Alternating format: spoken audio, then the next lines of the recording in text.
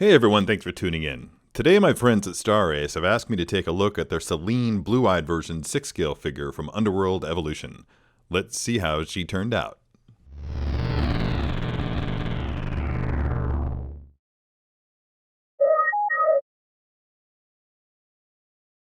Alright, first up as always is the packaging. And say what you want to about Star Ace, they do go out of their way to do things differently most of the time. There's some nice Underworld Evolution logo work there. They've chosen to go with basically a duotone image of Selene, the character, featuring her eyes in blue, just to highlight the brilliance that will become apparent when I show you the figure here. All the credits and stuff, of course, are on the back with more artwork from the film, promotional artwork from the film, I'm guessing. Great images on the sides. Overall, I really dig the package. A little spatter of blood down there in the corner. That's a really dramatic image on the inset, giving you a glimpse of the figure. Right away, I'm noticing some things that I'm going to have to call out. So let's get into this and see what it looks like. All right, first impressions. Yeah, this is... I can work with this. There's quite a few hands to work with. Her pistols, the sword. You can see that the hands are kind of pliable. That's good to know. It means that I won't have any trouble getting things into and out of them. The pistols are not fully functional. They are one solid piece of plastic, and that's fine. I always did feel like having that extra element of being able to pull the slide back sometimes works, sometimes doesn't. Exploding shuriken, hand grenade rounds out the list of weapons and accessories, including a knife. Decent looking fabric downscaled here. I think that this is going to read really well in photography. That portrait, I can see a bit of Kate Beckinsale in there. I think that this rooted hair is a distraction. It's kind of pulling me away from the portrait there. Any sort of likeness to Kate Beckinsale is... I'm having trouble coming up with the words. So I'm just going to focus on what I'm doing here, which is trying to get the figure to pose in a decent fashion here and just trying to make it look as best as I can. Right away I'm noticing that the little bit of play that I have in the boots there is not going to be effective at all. You can tell that they're jointed down there at the bottom, but the stiffness of the boots just allows it to just spring back right into place. So deep action poses are not going to be possible, at least not in any way that's going to make the figure look good when it's sitting, especially alone, on a shelf. So with that in mind, I'm just going to have to work with it and see if I can't get it to cooperate with me in some way. Just kind of use those inflexible boots to my advantage. For my choice of pose, I'm going to go with both pistols. I've always felt that Selene was at her most badass when she was doing the two guns thing. Dual wielding is also something that I've always liked in video games. So I just have a ton of, well, at least a couple of reasons why I prefer to do the dual wielding as much as possible. One thing that you're going to notice when you're messing with these pistol grip hands and the pistols themselves is that the grip itself is a little bit on the relaxed side. It doesn't feel like they were being lazy at all. It just feels more like they chose to go with some sort of a middle ground as far as, the difference between a firm grip and a relaxed grip. So you can just have her kind of holding the pistols at ease and just kind of fake it insofar as when she's actually bringing her game face to the gunfight, so to speak. The trigger fingers actually touch the trigger. At least there's that going for it. So as you can see right there, it reads pretty well. One thing I should also probably call out is that I had a tremendously difficult time with getting the hands to go onto those wrist pegs. The keyholes for the wrist pegs are very, very tight. As such, a lot of the times, the first few times that I tried to get the hands onto the pegs would rotate away from the direction that I was pushing, meaning that I had to go back in and put them back into the ready position for receiving the hands. You can see right there my frustration with that. Once you get that established and just kind of hold the pegs firmly in place so that they don't rotate, and just see what I'm doing there, slowly rotate that keyhole onto the key itself, onto the wrist peg, and just allow it to do its job. I think that this is a pretty frequent thing with a lot of 6-scale figures from many different companies. Once you get those hands into place, though, then your job's basically done. It just remains for you to just go ahead and try to find that ideal position for everything else. Full apologies to Star Ace here. The lighting that I'm using for this posing session is ideal for showing what I'm doing with the figure. It isn't always the most flattering for the portrait, so any flaws in the portrait itself are going to be enhanced by the choice of lighting. So just hang on for the images. You'll get to see a much more clear representation of what this figure looks like in the final images in the photo gallery.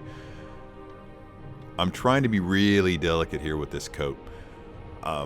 Vegan leather like this is... Not all vegan leathers are created equal. This one seems to me to be sturdier than most, but at the same time you want to be careful when you're lifting an arm like this to make sure you're not ripping the coat out at the seam, in the armpit, at the shoulder, what have you. I'm not being especially careful. I probably could have been more careful. That being said, as I wasn't very careful and no trauma actually happened, that kind of speaks to the quality of the materials that Star Ace chose to use. There, right there, if you could have frozen that just 5 seconds ago to the point where I lifted her up and her face was angled back, you can see one of the better angles for this portrait. I think what I'm trying to tell you is, and what you'll see in the images that I show later on in the video, this portrait looks best when viewed from below. So if you add this to your collection, I highly recommend putting her up on a high shelf. For one thing, it increases the drama. For another thing, as I've stated just now, it really does show the better qualities of the portrait itself.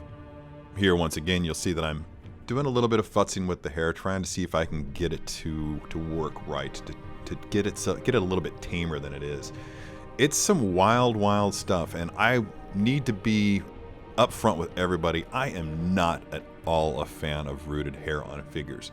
I do recognize if you put the extra effort into a rooted haired figure, that it does allow you to do a bit more customization, but overall, for the sake of realism, as well as for photography, especially close-up photography, I just feel like I've never really seen a rooted hair figure that reads well, in my opinion. I would much rather have seen this figure show up with a sculpted head of hair. And as I said before, I feel like that is distracting me from the finer qualities of the portrait that lies beneath it. You can see here that I'm getting close to the pose that I want to get. I've kind of had her left leg stretched out ever so slightly to her left. That way it gives the impression that she's kind of dragging her foot. Just kind of I'm just trying to cheat that issue that I was talking about with the stiffness of the boots that doesn't allow you to do much beyond just having her standing in an upright position. Another challenge that I'm running into here is with the coat.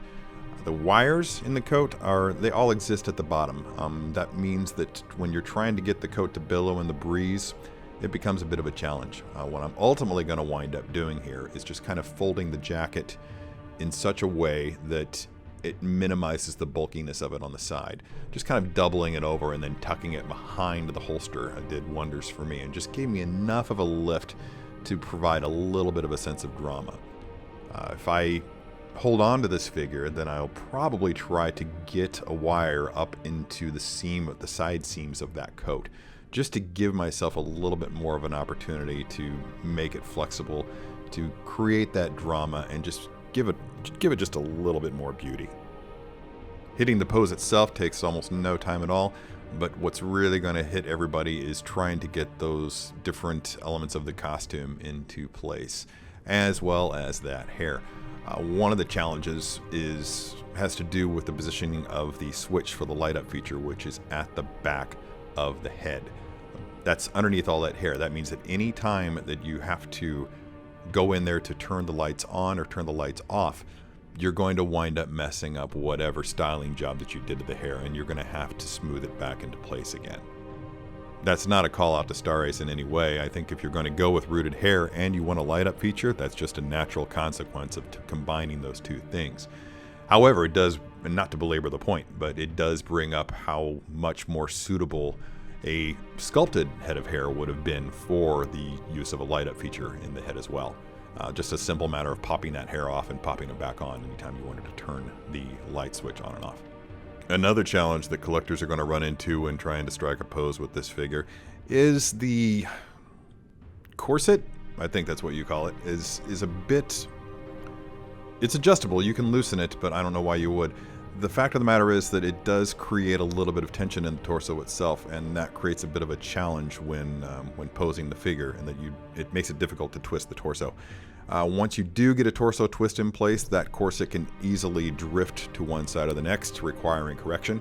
That's fine. That's just something that happens whenever you're posing a figure. You're gonna wind up having to correct elements of the costume every time that you touch it. It's just part of the meditation for me, actually. It's just a little bit of the zen element of figure posing, and why I find it so calming. Calming, at least up to a point of frustration, and then I kind of tend to lose it. Having said that, I should point out that not once while working with this figure did I have any sort of expressions of disgruntlement, irritation, anything like that. It was overall just fairly straightforward. I knew going into it, once I laid eyes on those boots, that it wasn't going to be capable of a lot.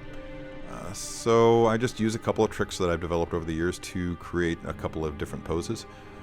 Some of them were more successful than others, and for the most part, I feel like I was able to achieve with this figure something that's worth looking at.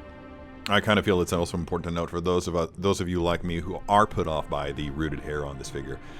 One of the best ways to defeat that is the use of the white coat. That hood pulled up over that hair can be very effective when it comes to just minimizing my frustration with it. So I think if you're feeling the call to get this figure, and for whatever reason you're putting off, then just keep in mind that that white coat, for a couple of different reasons, will work in your favor. One, it will cover that rooted hair, and two, it provides a really striking contrast. It's just really quite lovely. I think the white coat is probably the best part of the overall figure. You'll get a better look at that here in a few seconds. Overall, I think that it's safe to say that this is not my favorite figure from Star Ace, or from anybody for that matter. I think that the costume elements work really, really well. Home run for the most part on that. They read great in photography, as you can see here. The downscaling is nice and believable. The only possible exception I could bring up would be the zipper, but at 6 scale, it's hard to get a zipper that reads as life-sized. You know, zippers just don't downscale well. That's just how it goes. You can see there an example of a deeper action pose and how it just doesn't quite work.